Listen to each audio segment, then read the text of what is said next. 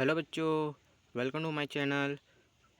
आज हम लोग पढ़ेंगे विज्ञान का अध्याय 2 अम्ल, क्षार एवं लवण।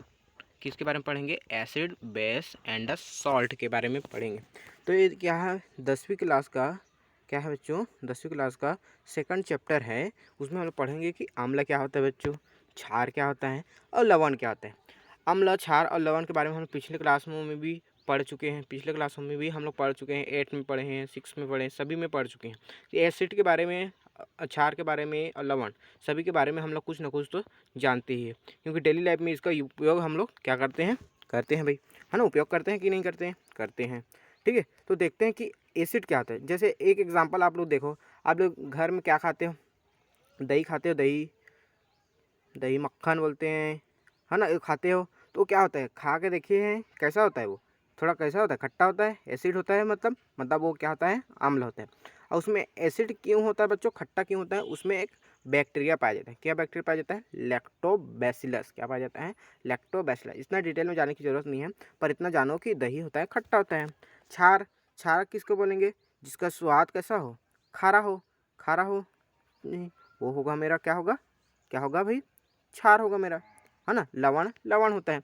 तो देखो बच्चों, हम अम्ल के बाद बात करेंगे, क्षार के बारे में बात करेंगे और लवण के बारे में बात करेंगे। तो अम्ल होता क्या है, हम लोग डेली लाइफ में यूज़ करते हैं। जैसे आप लोग देखे होंगे, कभी आप लोग को चींटी या जो दतैया होता है वो काटते हैं, तो हम लोग क्या करते हैं? साबुन रगड़ते हैं। क्या करते हैं? साबुन को जहाँ पर कांटा रहता है वहाँ पर साबुन लगाते हैं। ऐसा क्यों लगाते हैं? ऐसा क्या होता है कि हम लोग उस साबुन को लगा देते हैं? क्या होता है बच्चों, जो चींटी काटता है ना बच्चों, हमको चींटी काटता है या दतैया जो भी होता है वो काटता है हमको, तो उसमें चींटी के मुंह में कुछ एसिड पाया जाता है बच्चों। अब वो एसिड कौन सा होता है आगे बात करेंगे, हाँ ना। तो जैसे ही एसिड, वो अपना एसिड किस में डाल देता है, जो अम्ल होता है उसको हमारे शरीर में डाल देता है। और तुरंत जैसे हम लोग साबुन लगाएंगे तो साबुन होता है, क्षार होता है बच्चों। इसका ये होता है, साबुन कैसा होता है? क्षार होता है। तो जो जैसे ही इसको लगाऊंगा मैं, किसमें?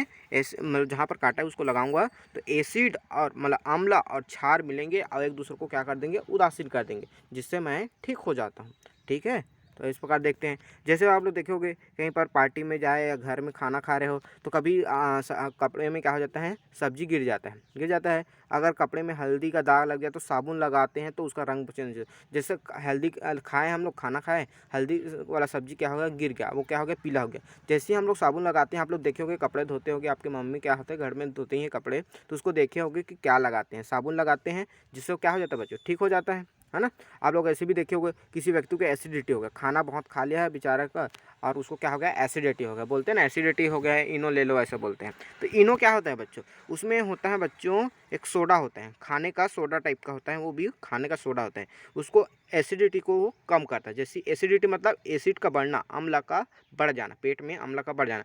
अब उसको अम्ल बढ़ गया, उसको कैसे कम करूँगा? मैं क्षार दे के कम करूँगा, जिससे मेरा उदासीन हो जाएगा वो। फिर क्या देते हैं हम लोग? खाने का सोडा देते हैं, तो क्षार। जैसे आप लोग देखे होंगे, बर्तन, घर में बर्तन साफ करते हैं, वो कैसा होता है पहले? हाँ, जैसे घसते हैं, मतलब काला हो जाता है, खाना बनाते काला हो जाता है, तो हम लोग क्या करते हैं भाई? नींबू का विम बार देखे होगे, ऐड आता है टीवी में, क्या आता है? Vim bar. तो किससे बना होता है? वो नींबू से बना होता है। क्यों बना होता है? क्योंकि नींबू और इमली का उपयोग करते हैं ना बच्चों, तो वो पूरा क्लियर हो जाता है, साफ हो जाता है। बर्तन को साफ करने में या चमकाने में हम लोग उसके उपयोग करते हैं। आपने कुछ इंडिकेटर के बारे में भी पढ़ा है पिछले क्लासों में, है ना, इंडिकेटर या सूचक के बारे में। अब ये क्या होता है सूचक सर? मतलब ये चीज़ होता है बच्चों कि जो अम्ल है और क्षार है, इसको ये इंडिकेटर बताता है कि हाँ ये अम्ल है और ये क्षार है, ये हमारे को बताता है। हम लोग लिटमस पेपर भी उपयोग करते हैं अम्ल और क्षार को बताने के लिए। आगे देखेंगे कैसे होता है लिटमस पेपर, क्या होता है बच्चों, हम लोग आगे देखते हैं। ठीक है, तो अम्ल के बारे में देखते हैं। यहाँ पर कुछ स्पेसिफिक पॉइंट दिए हैं, इसको याद रखना है कि इसमें कौन सा अम्ल पाया जाता है। जैसे इमली खाते हम, सर इमली का मुंह में पानी आ गया, है ना, मुंह का पानी आ गया। तो इमली खाते हो तो उसमें कौन सा अम्ल पाया जाता है बच्चों? टार्टरिक अम्ल। कौन सा पाया जाता है? टार्टरिक, याद रखेंगे। सेब होता है, उसमें कौन सा पाया जाता है? मैलिक अम्ल पाया जाता है। सिरका होता है, उसमें एसिटिक एसिड पाया जाता है। टमाटर जो आप लोग खाते हो उसमें पाया जाता है ऑक्जेलिक एसिड। तो याद रखेंगे इसको, टार्टरिक, मैलिक, एसिटिक और ऑक्जेलिक। और चूना देखे हो, चूना, चूना बच्चों, चूना उसमें होता है कैल्शियम हाइड्रोक्साइड होता है। क्या होता है? जैसे फार्मूला ऐसे लिखते हैं, COH 2 ऐसे लिखते हैं, कैल्शियम हाइड्रोक्साइड पाया जाता है। चूना में क्या पाया जाता है? कैल्शियम हाइड्रोक्साइड पाया जाता है। खाने का सोडा, जो आप लोग घर में कुछ भी बनाते हो, भजिया बनाते हैं, भजिया खाते हो तो उसमें सोडा डालते हैं खाने का, देखे होगे सोडा, तो क्या होता है? Sodium hydrogen carbonate. कैसे लिखते हैं formula? NaHCO3, sodium hydrogen carbonate. ठीक, ये होता है सोडियम हाइड्रोजन कार्बोनेट। उसी प्रकार प्रति अम्ल एंटासिड देते हैं बच्चों। एंटासिड मतलब जिसको किसी को एसिडिटी हो गया तो हम लोग क्या देते हैं? एंटासिड देते हैं, मतलब एसिड का अपोजिट करने वाला, मतलब एक प्रकार से क्षार को देते हैं। वो क्षार क्या है मेरा? Magnesium hydroxide. हाइड्रोक्साइड, जहाँ पर भी वर्ड हाइड्रोक्साइड आता है ना बच्चों, वो हमेशा क्षार होगा। जैसे यहाँ पर कैल्शियम हाइड्रोक्साइड बोला, ये भी एक प्रकार का क्षार है। मैग्नीशियम हाइड्रोक्साइड बोला, ये भी एक प्रकार का क्षार ही है। कपड़े धोने का सोडा, कपड़े धोने का सोडा का फार्मूला लगभग सेम होता है किसके? खाने के सोडा का, बस एक चेंज होता है। इसका नाम होता है सोडियम कार्बोनेट, इसका होता है सोडियम हाइड्रोजन कार्बोनेट होता है। ठीक, समझ आ गया? इसमें से कुछ इंपॉर्टेंट एसिड और दिए हैं हमको नीचे में, उसको भी देख लेते हैं भाई, है ना। कुछ एसिड और दिए हैं, जैसे H2SO4, हाइड्रो क्या बोलते हैं? सल्फ्यूरिक एसिड बोलते हैं, नाइट्रिक एसिड है, हाइड्रोक्लोरिक एसिड है, क्या है? अमोनियम हाइड्रोक्साइड क्या है मेरा? क्षार है। KOH क्षार है, NOH क्षार है। मतलब देखो OH जहाँ पर आता है OH आएगा, OH आएगा, वो हमेशा क्षार होगा, क्षार होगा, क्षार होगा। ठीक है, क्या होगा? क्षार होंगे। तो क्षारक और क्षार में एक अंतर है। देखो क्षारक क्या होता है? सभी क्षारक जल में घुलनशील नहीं होते। ऑल बेसेस, जितना भी क्षार होते हैं, बेस होते हैं, वो जल में घुलनशील नहीं होते। लेकिन जो जल में घुलते हैं वही मेरा, जो क्षारक जल में घुल जाते हैं उसको मैं बोलता हूँ एल्किल। देखो सभी क्षारक क्षार नहीं होते, लेकिन सभी क्षार क्षारक होंगे, ऐसे बोल सकते हैं। ठीक, कैसे करें अम्ल और क्षारक की पहचान? अम्ल और क्षार कैसे है, पहचान कैसे करें? मैं बताया एक लिटमस पेपर के द्वारा हम कर सकते हैं। जैसे लिटमस पेपर होगा बच्चों, कैसा होता है? लिटमस पेपर इतना कलर इतना बड़ा होता है, इतना छोटा सा। आप लोग प्रैक्टिकल लैब होता है ना आपका, वहाँ पर आप लोग को सर मैडम आपको दिए जाते हैं प्रैक्टिकल में। ऐसा कलर के एक दो कलर के दिखेंगे आप लोगों को। क्या दिखेंगे? दो कलर का आपको लिटमस पेपर देंगे। एक होगा लाल कलर का, एक होगा नीला कलर का। क्या होगा? एक जैसे इसको मैं मान दिया रेड बोल दिया लाल कलर का, इसको बोल दिया मैं ब्लू बोल दिया नीला कलर का। ठीक, तो हम लोग क्या करते हैं? अम्ल और क्षार की पहचान कैसे करते हैं? अम्ल और क्षार की पहचान कैसे करते हैं? तो देखो, तो अम्ल की उपस्थिति में नीला लिटमस पेपर लाल तथा क्षार की उपस्थिति में लाल लिटमस पेपर नीला हो जाता है। समझ आया? देखो कैसे, अगर मैं इस नीले लिटमस पेपर पे, इस जो ये ब्लू कलर का जो मेरा क्या है लिटमस पेपर, इस पर मैं कोई अम्ल डालता हूँ, जैसे मैं टमाटर का बूंद डाल दिया या नींबू का रस डाल दिया, तो इसका कलर क्या चेंज हो जाएगा? रेड हो जाएगा। क्या हो जाएगा बच्चों? रेड हो जाएगा। लेकिन अगर मैं रेड लिटमस पेपर को लेता हूँ, लाल कलर वाले लिटमस पेपर को लेता हूँ, उस पर कोई छाड़ डाल दूँ, छाड़ जैसे खाने का सोडा को डाल दिया मैंने, क्या कर दिया? खाने का सोडा को मैंने डाल दिया, तो कौन सा कलर में चेंज हो जाएगा? वो नीला में। तो मैं क्या बोल सकता हूँ? जो लिटमस पेपर को नीला से लाल कर दे, जो लिटमस पेपर को नीला से लाल कर दे, वो मेरा अम्ल होता है। और जो लाल से नीला में परिवर्तित होता है, मतलब जो लिटमस पेपर को लाल से नीला में परिवर्तित कर दे, वो मेरा कहलाता है क्षार। ठीक, समझ आ गया? उसके बाद देखते हैं क्या देखते हैं भाई, हम कुछ पदार्थों का उपयोग भी करते हैं जिसे सूचक कहते हैं। मतलब इस तरह से जांच के लिए क्या करते हैं? एसिड है कि बेस है, ऐसे जांच के लिए हम लोग क्या करते हैं? कुछ सूचक का भी उपयोग करते हैं। जैसे दिया है गुड़हल, लाल पत्ता गोभी के रस, हल्दी आदि का उपयोग भी हम लोग अम्ल क्षार के सूचक के रूप में करते हैं। याद रखेंगे, सूचक के रूप में यूज़ कर। सूचक मतलब इंडिकेटर होता है। जब जैसे आप कॉलेज में भी जाओगे तो इसको बहुत यूज, 11-12 में भी जाओगे तो इसका उपयोग आपको करना ही है। ठीक है, इसके बिना कोई भी काम नहीं होता है। अब उसके बाद और जिसका हम लोग अधिकतर उपयोग करते हैं वो है, ये है मेथिल रेड, मेथिल ऑरेंज और फिनोल्फ्थोलीन। आइए इसके बारे में कुछ एक्सपेरिमेंट देखते हैं भाई। कुछ एक्सपेरिमेंट आपके बुक में दिया गया है, उसको एक्सपेरिमेंट को हम लोग फिर से देखते हैं। हम लोग को कांच के 3 स्लाइड लेना है। देखो मैं स्लाइड इसी डायग्राम को दिखाता हूँ। हम इसमें क्या करना है? कांच की 3 स्लाइड लिया हूँ, एक 1 2 3, 3 स्लाइड लिया हूँ। तीनों में क्या किया हूँ मैं? देखो तीनों में क्या किया हूँ? पहले मैं ना, देखो क्या किया मैंने, तीनों बूंदे, इसमें 3 बूंदे, किसमें 3 बूंद लिया हूँ। देखो 1 2 3, तीनों में क्या किया मैंने? फिनोल्फ्थोलीन के बूंद डाल दिया इसमें। इसमें मैंने किसके डाला? मेथिल ऑरेंज का 3 बूंद डाल दिया। इसमें मैं डाला गुड़हल लाल गुलाब के फूल के रस की 3 बूंदे, इसमें मैंने क्या कर दिया? डाल दिया। अब ड्रॉपर एक प्रकार से वो होता है बच्चों, जैसे बच्चों को हम लोग सिरप पिलाते हैं तो पहले ऊपर में कुछ लगा होता है रबर टाइप का, उसको दबाते हैं तो जो सिरप होता है ऊपर आ जाता है, फिर उसको दबाते हैं तो फिर सिरप बच्चे के मुंह में डालते हैं उसे। वैसे ही एक प्रकार का ड्रॉपर होता है, उसकी सहायता से हम लोग क्या करते हैं? पहले वाले बूंद में, ये वाला पहला बूंद, ये वाला पहला बूंद, ये वाला पहला बूंद में मैं क्या करता हूँ बच्चों? तनु हाइड्रोक्लोरिक अम्ल की बूंदे डालता हूँ। क्या करता हूँ? तनु हाइड्रोक्लोरिक एसिड, मतलब HCl ही बोलते हैं ऐसे, HCl है ना। उसकी क्या करता हूँ, तीनों में एक एक बूंद डाल दिया, तीनों में एक एक बूंद डाल दिया। ठीक, दूसरे में क्या करते हैं, उसके बाद सेकंड बार क्या करते हैं, उसमें दूसरे वाले बूंद में, मतलब इसमें इसमें और इसमें मैं क्या डालता हूँ, तनु सोडियम हाइड्रोक्साइड डालता हूँ, NaOH को मैं क्या करता हूँ, डाल दिया। अब देखता हूँ, और तीसरे वाला में क्या किया मैंने, तीसरे वाले बूंद में कुछ भी नहीं डाला, जो मेरा फिनोप्थोलिन है वही है इसमें, अभी मेथिल ऑरेंज है, और इसमें क्या है, जो लाल गुलाब है फूल के रस है, ये इसकी बूंदे हैं, उसमें कोई भी मैं नहीं डाल रहा हूँ, ना आंवला डाल रहा हूँ, ना मैं क्षार डाल रहा हूँ। ठीक है, तो उन्होंने एक्सपेरिमेंट देखा, एक्सपेरिमेंट क्या मिल रहा है मेरे को, जैसे फिनोप्थोलिन में मैंने पहले वाले बूंद में क्या डाला, मैंने HCl को डाला, तो उसमें कोई कलर चेंजेस नहीं दिखाई दे रहा है मेरे को, क्या दिख रहा है, नहीं दे रहा है, कोई भी कलर चेंजेस नहीं दिखा रहा है मेरे को। कैसे दिख रहा है, व्हाइट कलर दिख रहा है मेरे को, मतलब कोई भी कलर हमको नहीं दिखाई देता है ना। पहले देखो, फिनोप्थोलिन का पहले ही कलर कैसा होता है बच्चों, कैसा होता है, कलरहीन होता है, रंगहीन होता है, मतलब वाइट कलर का होता है, एक प्रकार से बोल सकते हैं। ठीक है, और जैसे ही मतलब मेथिल ऑरेंज, देखो इसमें मेथिल ऑरेंज का बूंद था, इसमें मैंने क्या डाला, HCl को डाला, क्या किया मैंने, HCl को डाला, तो उसका कलर कैसा हो गया बच्चों, ऑरेंज हो गया। कैसा हो गया, ऑरेंज हो गया, संतरा हो गया। और जैसे ही मैंने लाल गुलाब वाला या गुड़हल के पुष्प में मैंने क्या डाला, HCl डाला, तो मेरे को क्या मिल गया बच्चों, पिंक कलर मिल गया। क्या मिल गया मेरे को, पिंक मिल गया भाई। तो हमको पहला एक्सपेरिमेंट मिल गया, फिनोप्थोलिन में HCl डालें तो हमको कोई कलर नहीं मिला, लेकिन मेथिल ऑरेंज में HCl डाला तो मेरे को ऑरेंज मिल गया, और गुड़हल का जो रस है उसमें मैंने अगर HCl डाला तो मेरे को पिंक कलर मिल गया। पहला एक्सपेरिमेंट ठीक है भाई, समझ आ गया। अब दूसरे बूंद वाला में देखते हैं, दूसरा बूंद में क्या क्या हुआ, क्या हुआ। अब दूसरे बूंद में देखें बच्चों, क्या देखते हैं कि दूसरे बूंद में हम क्या डाले थे, हम लोग क्या डाले थे, सोडियम हाइड्रोक्साइड डाले थे, तनु सोडियम हाइड्रोक्साइड डाले थे, तीनों में डाले हैं ना बच्चों, तीनों स्लाइड में डाले, इसमें भी डाले, इसमें भी डाले, इसमें भी डाले, है ना, याद रखेंगे।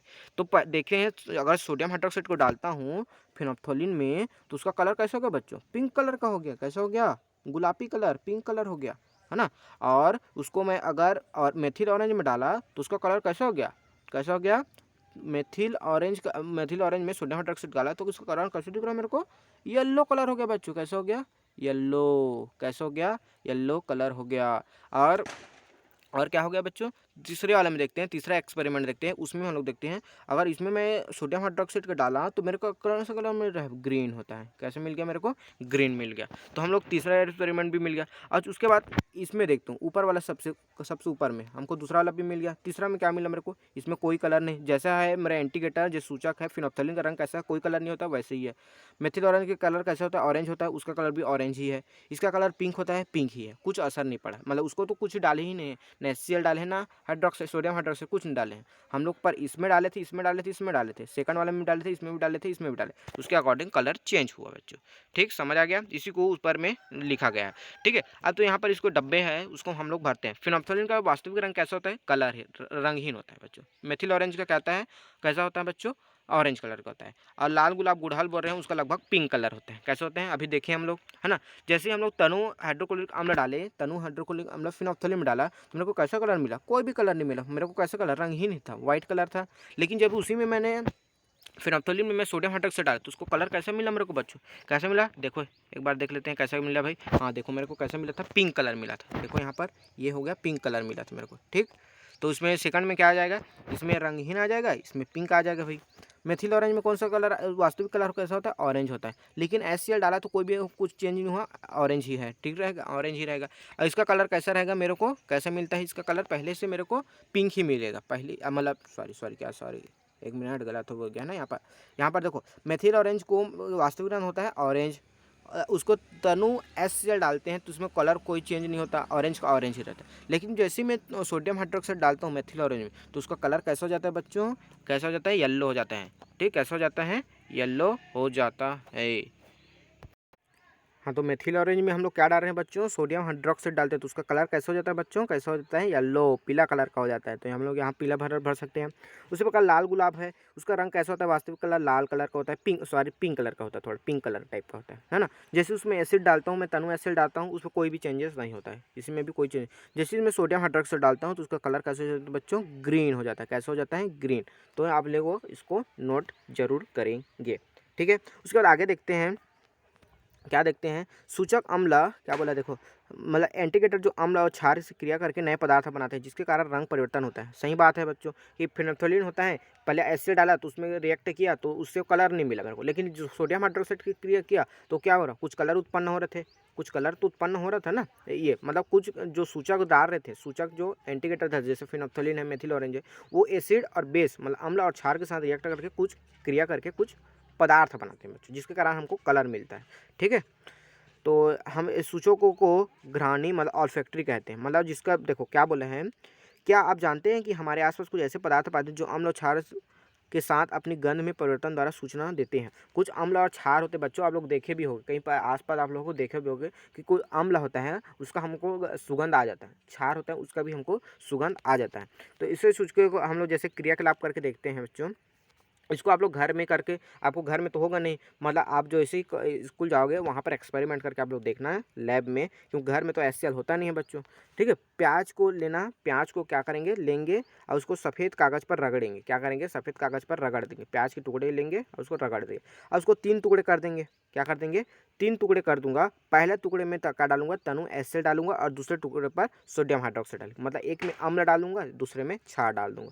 अब पहले और दूसरे कागज़ के टुकड़े की क्या करना है, मेरे को क्या करना है, गंध की तुलना करना है, एक दूसरे की तुलना करना है कि किसमें गंध कैसे आ रहा है, किसमें गंध मेरे को कैसे आ रहा है। तीसरे कागज़ के टुकड़े से करना है ना भाई। तीसरे का देखो मैं 3 टुकड़ा किया था, पहले में HCl डाल दिया, दूसरे में NaOH डाल दिया और तीसरे में तो कुछ नहीं डाला हूँ मैं।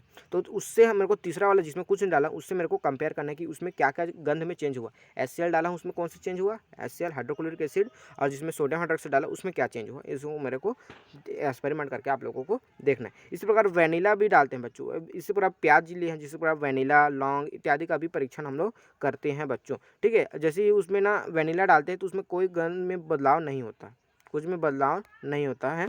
मधुर गंध, जैसे सोडियम हाइड्रोक्साइड की उपस्थिति में इसकी मधुर गंध गायब हो जाती है, पर क्या हो जाती है, एसिड डालते हैं तो कोई भी चेंजेस नहीं होता है, लेकिन सोडियम हाइड्रोक्साइड डालते हैं तो मधुर गंध गायब हो जाती है, किसकी, वेनिला की। ठीक, अब उसके बाद देखते हैं बच्चों, ठीक है, क्या देखते हैं, आगे देखते हैं, खुद बनाएं अपना सूचक। खुद बनाएं कैसे, देखते हैं सूचक हम लोग कैसे बनाएंगे अपना सूचक, देखते हैं भाई। काला जामुन, कनेर का फूल, हल्दी, कचनार का फूल आदि में ऐसे एक को सफ़ेद कागज़ पर रगड़िए और उस पर पेपर अम्ल क्षार पहचान सूचक के रूप में उपयोग कीजिए। कर सकते हैं बच्चों, आप लोग एक्सपेरिमेंट इसको करके आप लोग देख सकते हो। ठीक है, ये जो सामने क्वेश्चन दिए हैं इसको आप लोग अभी बताएं, उसके आधार पर आप लोग कर सकते हो। ठीक है, अम्ल एवं क्षार के रासायनिक गुणधर्म, अम्ल एवं क्षार के रासायनिक गुणधर्म लिखते हैं। मतलब अम्ल और क्षार किससे किससे अभिक्रिया करते हैं इसको देखेंगे, तो अलग अलग होगा, दोनों अलग अलग क्रिया करेंगे। जैसे अम्ल एवं क्षार धातु के साथ कैसे क्रिया करते हैं, अम्ल एवं क्षार धातु के साथ कैसे क्रिया करता है, मतलब धातु कौन होते हैं बच्चों। अब धातु का मतलब आपको समझना जरूरी है भाई, धातु होता क्या है। तो धातु वे पदार्थ होते हैं, मतलब वे तत्व होते हैं बच्चों, धातु वे परमाणु या तत्व होते हैं जो जिसमें मुक्त इलेक्ट्रॉन होते हैं। क्या होते हैं, मुक्त इलेक्ट्रॉन होते हैं। अब आप समझे नहीं होंगे मुक्त इलेक्ट्रॉन मतलब सर, अब धातु मतलब वे होते हैं बच्चों जो अपना इलेक्ट्रॉन त्याग सकते हैं। जैसे मैंने सोडियम लिया, सोडियम का परमाणु क्रमांक होगा 11, कितना होगा 11। अब ये एक इलेक्ट्रॉन अपना दान कर देगा और उसके बाद इस पर लग जाता है एक पॉजिटिव चार्ज लग जाता है। अब इसके पास कितने इलेक्ट्रॉन जाएंगे, 10 इलेक्ट्रॉन, कितने हो जाएंगे 10। तो कितना हो गया, यहाँ पर क्या था मेरे पास 11, यहाँ पर था मेरा 10। तो धातु क्या किया, अपने एक इलेक्ट्रॉन को यहाँ इन्होंने दान कर दिया। क्या कर दिया, एक इलेक्ट्रॉन दान कर दिया। मतलब जो इलेक्ट्रॉन को दान कर देते हैं, इलेक्ट्रॉन को दान कर देते हैं वे होते हैं धातु। और इसमें कुछ चमक भी होती है बच्चों, कुछ धात्विक चमक भी होती है। ठीक है, कुछ चमक होती है, जैसे बाकी चीज़ ना चमक, जैसे लकड़ी को आप करोगे उसमें कुछ चमक आता है कि नहीं आएगा, लेकिन उसी जगह मैं लोहा कर दूंगा, लोहा कर दूंगा, स्टील कुछ रख दूंगा तो वहाँ पर चमक निकलता है, देखे होगे आप लोग। ठीक है, तो यही है। तो एसिड का मैंने पहले, अम्ल का मैंने धातु से अभिक्रिया कराया तो मेरे को क्या मिलता है, लवण मिलता है और हाइड्रोजन गैस बाहर निकलती है। क्या मिलता है, लवण मिलता है और हाइड्रोजन गैस मेरे को बाहर निकलते हुए दिखाई देता है। जैसे एक्सपेरिमेंट यहाँ पर दिया है, HCl को मैंने, हाइड्रोक्लोरिक एसिड को मैंने जिंक से क्रिया कराया। क्या किया, जिंक से क्रिया कराया तो मेरे को बनता है जिंक क्लोराइड मिलता है। क्या मिलता है मेरे को, जिंक क्लोराइड मिलता है, ZnCl2। इसको बोलते हैं जिंक, इसको बोलते हैं क्लोरीन, तो जिंक क्लोराइड। और मेरे साथ हाइड्रोजन गैस भी बाहर निकलता है, याद रखेंगे हाइड्रोजन गैस बाहर निकलेंगे। ठीक है, इसके जो क्रियाकलाप है उसको भी हम लोग चलो देख लेते हैं। एक परख नली लिए हैं, एक परख नली लिए हैं भाई, इसको हाथ में नहीं पकड़ना होता है, इसमें होल्डर के थ्रू पकड़ना होता है, या इसको गर्म करेंगे तो अपना हाथ जल जाएगा बच्चों, ये फूट भी सकता है ना भाई, फूट भी जाता है, कांच अपना शरीर को नुकसान हो सकता है। तो इसको होल्डर से ही पकड़े और हाथ में ग्लव्स पहने जब करे तो। ठीक है। तो उसमें क्या कर लेते हैं, अंदर में मैं दानेदार जिंक लेता हूँ, जस्ता बोलते हैं उसी को और जिंक भी उसी को बोलते हैं। अब इसमें मैं क्या डालता हूँ बच्चों, 2 ml तनु सोडियम हाइड्रोक्साइड डालता हूँ। क्या करता हूँ, 2 ml सोडियम हाइड्रोक्साइड डालता हूँ और उसके बाद इसको मैं क्या करता हूँ, गर्म करता हूँ। क्या करता हूँ, मैं गर्म करता हूँ। अब इसका एक्सपेरिमेंट देखता हूँ। तो क्या किया, जैसे मैं सोडियम हाइड्रोक्साइड लिया, उसमें जिंक में सोडियम हाइड्रोक्साइड को डाला और उसको गर्म किया। क्या किया मैंने, गर्म किया। तो मेरे को क्या मिलता है बच्चों, क्या मिला, मेरे को मिला सोडियम जिंकेट मिला। क्या मिला, सोडियम जिंकेट, Na2ZNO2, इसको बोलते हैं सोडियम जिंकेट बोलते हैं। क्या बोलते हैं, सोडियम जिंकेट। और साथ में कौन सा गैस निकलता है बच्चों, हाइड्रोजन गैस यहाँ से बाहर निकलेंगे, तो याद रखेंगे। ठीक है। अम्ल का भी हम लोग किससे करा दिए, अम्ल का भी हम लोग किसके साथ कराएं, अम्ल का भी हम लोग धातु से क्रिया कराएं और क्षार का भी धातु के साथ क्रिया कराएं। अम्ल का धातु के साथ क्रिया कराएं तो जिंक क्लोराइड मिला मेरे को, और क्षार का धातु के साथ कराएं तो मेरे को सोडियम जिंकेट मिला। ठीक है। दोनों में ही हाइड्रोजन गैस मुक्त होती है। ठीक। अब अम्ल और धातु कार्बोनेट एवं धातु कार्बोनेट के साथ कैसे क्रिया करते हैं, चलो देखते हैं भाई। ठीक है, देखें। अब यहाँ पर एक्सपेरिमेंट मेरे को दिया गया है, उसमें देखते हैं। एक परख नली लेना है मेरे को, एक परख नली ले लिया भाई, इसको बोलते हैं परख नली। ठीक है। अब इसमें मैंने क्या कर दिया भाई, क्या कर दिया, सोडियम कार्बोनेट लिया मैंने। क्या लिया, सोडियम कार्बोनेट को लिया। अब सोडियम कार्बोनेट क्या होता है, मैं अभी बताया था, क्या होता है बताया था, याद करके कमेंट में लिखेंगे भाई क्या बताया था मैं। ठीक है। और उसके बाद इसमें परख नली में 2 ml क्या लेना है मेरे को, क्या लेना है, सोडियम, सॉरी किसने लेना है, तनु हाइड्रोक्लोरिक अम्ल थिसिल फनल से डालते हैं। अब देखो बच्चों, एसिड होता है, आप लोग देखे होंगे किसी के ऊपर एसिड डाल देते हैं, आप लोग मूवी में देखते होंगे किसी के ऊपर एसिड डाल देते हैं तो उसका चेहरा जल जाता है। क्यों जल जाता है, बहुत ही स्ट्रांग होता है बच्चों, बहुत ही स्ट्रांग होता है वो ना, तुरंत जला देता है शरीर को, है ना। इसलिए हम लोग हिसाब से डालते हैं, एसिड को डालेंगे जब भी तो हिसाब से डालते हैं। फिर भी यहाँ पर तो तनु है तो कोई काम मतलब उतना असर नहीं पड़ेगा, लेकिन सांद्र रहता है बच्चों, उस टाइम बहुत ही खतरनाक होता है, क्योंकि सांद्र ना बहुत ही स्ट्रांग होता है बच्चों, गाढ़ा होता है पहली बार और बहुत ही स्ट्रांग होता है। तनु में पानी ज़्यादा होता है, एसिड कम होता है, पानी ज़्यादा होता है, लेकिन उसमें एसिड ज़्यादा होता है और पानी कम होता है, किसमें, सांद्र में बच्चों। ठीक है। अब देखते हैं क्या इसमें क्या क्या डाले हम लोग, सोडियम कार्बोनेट लिए, उसमें 2 ml हम लोग क्या डाले, तनु हाइड्रोक्लोरिक एसिड डाल दिए। अब इसमें क्या परिवर्तन होता है ये देखते हैं। तो हम लोग देखते हैं कि इससे ना कुछ कार्बन डाइऑक्साइड की गैस हमको बाहर निकलते हुए दिखाई देती हैं। क्या दिखती हैं, कार्बन डाइऑक्साइड गैस की गैस बाहर निकलते हुए दिखाई देती हैं। ठीक है। यहाँ क्रियाकलाप आप सोडियम कार्बोनेट के स्थान पर सोडियम हाइड्रोजन कार्बोनेट लेकर भी दोहरा सकते हैं। मतलब जहाँ पर ऐसे सोडियम कार्बोनेट लिए उसी पर सोडियम हाइड्रोजन कार्बोनेट भी हम लोग क्या कर सकते हैं, ले सकते हैं। जैसे धातु कार्बोनेट या सोडियम धातु हाइड्रोजन कार्बोनेट लिए, उसका अम्ल के साथ क्या, जैसे तनु एसिड डाला हूँ उसके साथ क्या, तो मेरे को मिलता है लवण मिलता है और कार्बन डाइऑक्साइड गैस बाहर निकलता है तथा मेरे को जल भी मिलता है। जैसे रिएक्शन नीचे देखते हैं, जैसे सोडियम कार्बोनेट लिया मैं इसको और HCl लिखा, ठीक, HCl से क्रिया करा दिया इसको, तो क्या मिलता है मेरे को, NaCl, क्या मिलता है, लवण मिलता है। NaCl मतलब लवण कब मिलता है बच्चों मेरे को, जब अम्ल और क्षार को क्रिया कराता हूँ तो जो मेरे को उत्पाद मिलता है, जो चीज़ मेरे को मिलता है वो होता है मेरा लवण। देखो ये मेरा क्षार है कार्बोनेट और ये मेरा क्या है, अम्ल है। तो अम्ल और क्षार दोनों मिलते हैं तभी मेरा क्या बनेगा, लवण बनेगा। ये NaCl, इसी को हम लोग खाने में नमक यूज़ करते हैं, वही है NaCl है, वो खाने में नमक खाते हैं ना हम लोग, तो वही है। और H2O बाहर निकलेगा और CO2 भी बाहर निकलेगा। उसी प्रकार सोडियम हाइड्रोजन कार्बोनेट है, उसका भी HCl के साथ क्रिया करा है, तो NaCl मिला, H2O मिला और कार्बन डाइऑक्साइड गैस मेरा बाहर निकल गया भाई। चलो अच्छा भाई, समझ गया। अब उसके बाद देखते हैं, क्या देखते हैं बच्चों, कि क्षार अधातु ऑक्साइड के साथ क्रिया करते हैं। पहले क्षार का धातु के साथ क्रिया है, अम्ल का धातु के साथ क्रिया करा है, उसके बाद हाइड्रोजन कार्बोनेट और कार्बोनेट के साथ करा है। अब देखते हैं अधातु ऑक्साइड के साथ। अब ऑक्साइड का मतलब क्या समझ रहे बच्चों, ऑक्साइड मतलब ऑक्सीजन, अधातु का ऑक्साइड। अब अधातु क्या होते हैं बच्चों, जस्ट धातु का अपोजिट, जिसमें धात्विक चमक नहीं होती है, जो इलेक्ट्रॉन त्यागता नहीं है ना, तोड़ने पर टूट जाते हैं, ऐसे सब होते हैं, है ना। जैसे कार्बन, सल्फर आदि अधातुएं ऑक्सीजन के साथ क्रिया करके कार्बन डाइऑक्साइड बनाते हैं। कार्बन डाइऑक्साइड क्या होता है जानते हैं सभी लोग, हम लोग कार्बन डाइऑक्साइड गैस छोड़ते हैं, सभी लोग जानते हैं, पौधे कार्बन डाइऑक्साइड गैस को लेते हैं, प्रकाश संश्लेषण करते हैं, भोजन बनाते हैं टाइम। ठीक है। और सल्फर डाइऑक्साइड जो प्रदूषण के रूप में बाहर निकलता है, गाड़ी वाड़ी के धुएं से निकलता है, कारखानों से, ठीक है, आदि का निर्माण करते हैं। क्षार धातुएं इन अधात्विक ऑक्साइड के साथ क्रिया करके लवण बनाती है। देखो आधात्विक ऑक्साइड लिया, जैसे मैंने SO2 ले लिया, उसको क्षार से साथ क्रिया करा, मतलब जैसे सोडियम हाइड्रोक्साइड के साथ क्रिया करा, तो मेरे को मिलता है लवण। अब यहाँ पर लवण क्या है, सोडियम सल्फाइड है, Na2SO3, Na2SO3, Na2SO3, और क्या मिलता है मेरे को, वाटर भी मिलता है। क्या मिलता है, वाटर, H2O भी बाहर निकलता है। अच्छा भाई, ये भी समझ गए। अम्ल और क्षार कैसे क्रिया करते हैं, अम्ल और क्षार कैसे क्रिया करते हैं, देखो अम्ल मैं बताया था, अभी अम्ल और क्षार दोनों की क्रिया करेंगे और लवण बनाएंगे और वाटर बाहर निकलेगा। याद रखना, हमेशा अम्ल और क्षार रिएक्ट करेंगे या क्रिया करेंगे तो हमेशा किसका निर्माण होगा, लवण का निर्माण होगा। अब एक क्रियाकलाप और फिर से दिया देखते हैं। एक परख नली लेना है, उसमें 20 बूंदे क्या डालना है, HCl डालना है, तनु HCl डालना है, और 1-2 बूंदे फिनोप्थलीन डालिए। तो मेरे को क्या परिवर्तन दिखाई दे रहे थे, दिया था हमको, कोई कलर नहीं चेंज हुआ, कोई कलर चेंज नहीं हुआ था, हम लोग एक्सपेरिमेंट पहले में किया था। अब पराग नली को हिलाते हुए उसमें ड्रॉपर की सहायता से बूंद बूंद सोडियम हाइड्रोक्साइड डाल, जैसे मैं एक पानी लिया, एक बीकर लिया, इसमें मैंने 20 बूंद क्या डाल दिया, HCl डाल दिया। अब इसमें मैंने 1-2 बूंद क्या डाल दिया, फिर पीएच बस लिख रहा हूँ, है ना बच्चों, फिनोप्थलीन होता है, पीएच डाल दिया। अब उसके बाद हिलाते हुए इसमें फिर से क्या डाल दिया मैंने, NOH सोडियम हाइड्रोक्साइड भी डाल दिया। पहले तो HCl में, फिनोप्थलीन में HCl डाला, मेरे को कुछ चेंजेस नहीं दिखाई, लेकिन जैसे ही NOH डालता हूँ तो उसका रंग क्या हो जाता है बच्चों, क्या हो जाता है, कुछ चेंज दिखा। देखो, प्रयोग नली को हिलाते हुए ड्रॉपर की सहायता से बूंद बूंद कर तनु सोडियम हाइड्रोक्साइड विलयन तब तक डाले जब तक कि विलयन का रंग हल्का गुलाबी ना हो जाए। मतलब जैसे ही सोडियम हाइड्रोक्साइड डालते हैं बच्चों तो उसका रंग कैसा होने लगता है, गुलाबी होने लगता है, पिंक कलर होना चाहिए, 1 नंबर दिखता है बच्चों, बहुत ही अच्छा दिखता है ना। तो विलयन के रंग में क्या परिवर्तन हुआ, हमको पिंक कलर दिखाई दिया, गुलाबी कलर। तो HCl है, NOH है, दोनों मिलकर बनाते हैं NaCl और वाटर।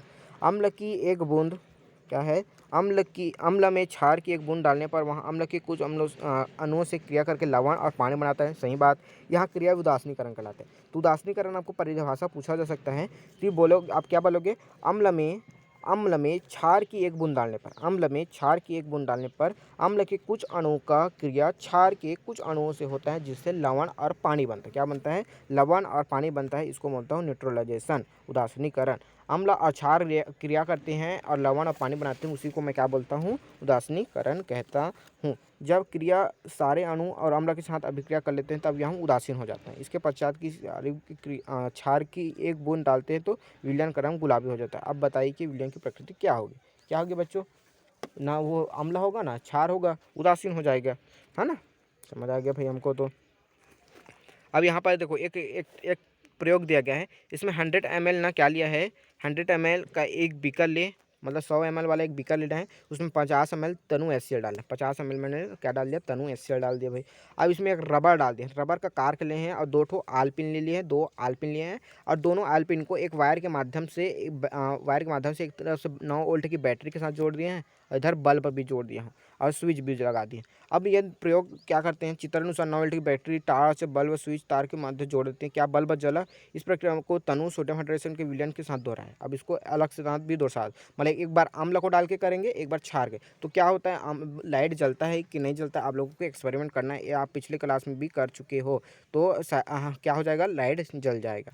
अब उसके बाद देखते हैं आयनीकरण क्या होता है बच्चों, आयनीकरण। आयनीकरण क्या होता है बच्चों, आयनीकरण का मतलब ही आप लोग समझ जाओगे। आयनीकरण मतलब आयन बनना, आयन बनना, मतलब अम्ल और क्षार टूट के क्या बनाएंगे, आयन्स बनाएंगे। ठीक है, तो अहिर्नियस एक साइंटिस्ट थे, जिन्होंने बताया कि अम्ल और क्षार के कुछ विशिष्ट गुण होते हैं, उसके अनुसार ये परिभाषा बहुत इंपॉर्टेंट है, पूछा जाता है, याद रखेंगे। तो अहिर्नियस के अनुसार अम्ल ऐसा अणु होता है जो जलीय विलयन में हाइड्रोजन आयन देता है तथा ऋण आवेशित आयन विवेजित हो जाते हैं। देखो क्या बोल रहे हैं, उनके अनुसार अम्ल एक ऐसा अणु है जो जलीय विलयन में धन आवेशित हाइड्रोजन आयन तथा एक ऋण आवेशित आयन में विवेजित होता है। इस प्रकार क्षार क्या होता है, जलीय विलयन में ऋण आवेशित हाइड्रोक्साइड आयन और एक धन आवेशित आयन में विवेजित हो जाता है।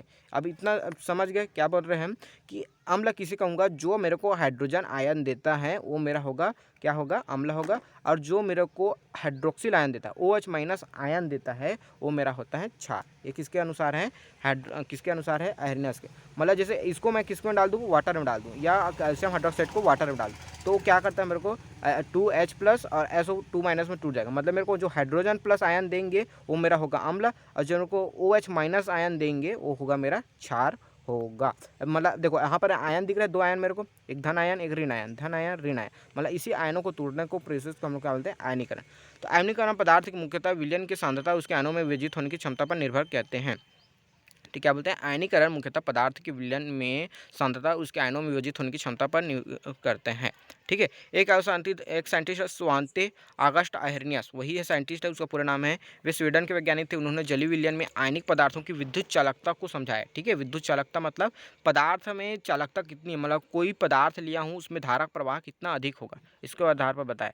आयनिक पदार्थ जलीय विलयन में अवयवी आयनों में विभक्त हो जाते हैं, सही बात है, उन्होंने भी विभक्त होकर बताया, जैसे H2SO4 को H+ और SO4 2- में तोड़ दिया इन्होंने, है ना। उन्होंने अम्ल और क्षार के गुणों को H+ और OH- के बनने के आधार पर समझाया। मतलब इसके अनुसार अम्ल क्या है, जो हाइड्रोजन आयन देते हैं, और क्षार क्या है, जो हाइड्रोक्सिल OH मतलब हाइड्रोक्सिल मतलब OH- आयन देते हैं। ठीक है, अब देखेंगे बच्चों नया, फिर से देखते हैं, क्या सभी यौगिक जिनमें हाइड्रोजन है वे अम्ल हैं? ये सही बात नहीं है भाई, है ना, ये सभी जरूरी नहीं है अम्ल। मतलब जो जो हाइड्रोजन आयन देंगे वही बस अम्ल थोड़ी होंगे, बाकी भी हो सकते हैं अम्ल भाई, बाकी भी हो सकते हैं। इसलिए इसका कुछ ना क्या बोलते हैं, एक्सपेरिमेंट थोड़ा मान्यता नहीं मिला, बाद में था फिर। ठीक है, मतलब और नए साइंटिस्ट आए, उसके बाद अपना अपना एक्सपेरिमेंट दिए, तो इसका मान्यता फिर कम हो गया। देखो क्या बोला, तनु HCl दिए जाने पर बल्ब का जलना इंगित करता है कि HCl अणु के आयनन के 50 H+ आयन बनते हैं। देखो मैं वहाँ पर एक्सपेरिमेंट में बताया था, वही चीज़ लिखा है। हम लोग पहले HCl डाले थे तो बल्ब जलेगा कि नहीं, तो जलेगा। ठीक है, जबकि ग्लूकोज विलयन में H+ आयन नहीं बनते। ग्लूकोज, अब जैसे ग्लूकोज को डाला, ग्लूकोज का फार्मूला होता है C6H12O6, हम लोग खाते हैं ग्लूकोज, वही है। तो उसको डालता हूँ तो मेरा बल्ब नहीं जला, क्यों नहीं जला, क्योंकि इसको तोड़ूंगा तो H+ और माइनस में नहीं टूटता, बेटा प्लस और माइनस में इसको नहीं तोड़ सकता। जिस प्रकार मैंने HCl को डाला था तो ये टूट गया था, H+ और Cl- में टूट गया था ये। उसी प्रकार ग्लूकोज नहीं टूट पाता, इस कारण चालकता नहीं बढ़ पाती, इस कारण विद्युत धारा का प्रवाह नहीं हो पाता। विद्युत धारा प्रवाहित नहीं होगा तो बल्ब कैसे जलेगा, है ना। तो इस प्रकार से होते हैं भाई। ये सभी यौगिक जिनके रासायनिक सूत्र में हाइड्रोजन होता है वे अम्ल होते हैं, इसके अनुसार था। ठीक है, क्या अम्ल केवल जलीय विलयन में ही आयन उत्पन्न करते हैं? क्या करते हैं, क्या जलीय विलयन में आयन उत्पन्न करते हैं? चलो देखते हैं भाई। एक शुष्क परख नली में लगभग 1 ग्राम सोडियम क्लोराइड लीजिए, उसमें 1-2 ml सांद्रा HCl सल्फ्यूरिक अम्ल डालिए, परख नली की दीवार की सहायता से डालिए, है ना, दीवार की सहायता से डालना है ताकि आपको कोई नुकसान ना हो भाई, है ना। उसके बाद क्या कोई गैस बाहर निकलती है, इसको देखना है। और मुंह के समीप शुष्क नीला लिटमस पेपर ले जाइए। अब देखें क्या नीला लिटमस पेपर रंग बदल गया। अब मुंह के समीप गीला लिटमस पेपर ले जाइए। अब देखते हैं कि कौन सा एक्सपेरिमेंट होता है। ठीक है, देखें हम लोग एक कार्य लिए, परख नली लिए, इसमें सोडियम क्लोराइड लिया हूँ, इसमें देखो इसमें दीवार से गिराते हुए किया हूँ बच्चों, है ना, ऊपर से नहीं डाला हूँ। ठीक है, HCl को धीरे धीरे मैं क्या H2SO4 को धीरे धीरे डालता हूँ। ठीक है, अब उसके बाद मैं क्या किया, इसके बाद मैं नीला सॉरी वहाँ पर लिटमस पेपर को डाला, मैंने क्या किया, लिटमस पेपर को डाला। तो वहाँ पर मेरे को क्या मिलता है उसको देखना। एक बार मैं सूखा वाला को डाला, एक बार आर्द्र मतलब थोड़ा गीला या नम रहेगा उसको डाला मैं। अब उसके बाद मेरे को क्या परीक्षण मिलता है इसको मैं देखता हूँ। यहाँ पर लिखा है शिक्षकों के निर्देश, यदि हवा में नमी है तो हाइड्रोजन क्लोराइड गैस के परीक्षण से पहले उसे अनाद्र कैल्शियम क्लोराइड से भरी नलिका में प्रवाहित कर शुष्क कर ले। पहले इसको शुष्क करना है बच्चों, अगर गीला है तो इसको पहले शुष्क करना चाहिए कैल्शियम क्लोराइड से भरी नलिका में हवा प्रवाहित करके। ठीक है, उपरोक्त अवलोकन से आपको पता चलता है कि HCl केवल पानी की उपस्थिति में ही अम्लीय व्यवहार प्रदर्शित करता है बच्चों। इस एक्सपेरिमेंट से हमको पता चला कि सोडियम क्लोराइड और H2SO4 दोनों क्रिया कर रहे हैं और मेरे को बना रहा है HCl बना रहा है, क्या बना रहा है, HCl। तो ये जो HCl है बच्चों, क्या है मेरा जो HCl है वो क्या करता है बच्चों, ये अम्ल होता है कब, केवल जलीय विलयन में ही होता है, क्योंकि पानी के संपर्क में आने पर ये क्या होता है, हाइड्रोजन आयन को अलग कर देता है और OH- को भी अलग कर देता है। इस प्रकार से अम्ल किसे कहेंगे, जो हाइड्रोजन प्लस आयन देंगे, और क्षार किसे कहेंगे, जो OH- आयन देंगे, लेकिन जलीय विलयन में, बस किसमें, जलीय विलयन। तो अम्ल और क्षार के एग्जाम्पल कुछ दिया है यहाँ पर। ठीक है, इसको आप लोग पढ़ना है। जो दो कुछ अणु आयनित होते हैं, ज़्यादातर अणु अनायनित रहते हैं। जो अनायनित होंगे मतलब जो आयनित नहीं होंगे वो मेरा क्या होंगे, एसिड की तरह, अम्ल या क्षार की तरह व्यवहार नहीं करेंगे। तो आप लोग पहचान कर सकते हो। देखो यहाँ पर क्वेश्चन दिया है, क्या दिया है, निम्नलिखित अम्लों को पहचानिए। तो कौन सा अम्ल है, पहचान सकते हो कि नहीं। ये भी मेरा एक अम्ल है, सोडियम कार्बोनेट, ये भी है, ये भी है। ठीक है, अम्ल पहचान सकते हो। उसके बाद सल्फ्यूरिक अम्ल क्या बोल रहा है, सल्फ्यूरिक अम्ल प्रबल अम्ल तथा अमोनियम हाइड्रोक्साइड दुर्बल क्षार है। समझाइए, समझा सकते हो, कैसे समझा सकोगे कि तनु सल्फ्यूरिक अम्ल को जैसे आप लोग पानी में डालोगे बच्चों, ये पूर्णतः आयनित हो जाते हैं। जो पूर्णतः आयनित हो जाते हैं ना बच्चों, वही प्रबल होता है। और दुर्बल अमोनियम हाइड्रॉक्साइड को दुर्बल क्षार बोला। क्यों? क्योंकि इसको जैसे पानी में डालूंगा तो पूर्णतः आयनित नहीं होता है। तो इसको समझा सकता हूँ। इस प्रकार बाकी को भी मैं समझा सकता हूँ, जिसको प्रकार से अभी मैं बताया हूँ। तो अब अगला बार अब हम क्या करेंगे, नेक्स्ट क्लास में करेंगे, कंटिन्यू करेंगे। ओके बच्चों, यहीं तक देखते हैं, नेक्स्ट पार्ट अगले क्लास में देखेंगे। ओके बच्चों, बाय।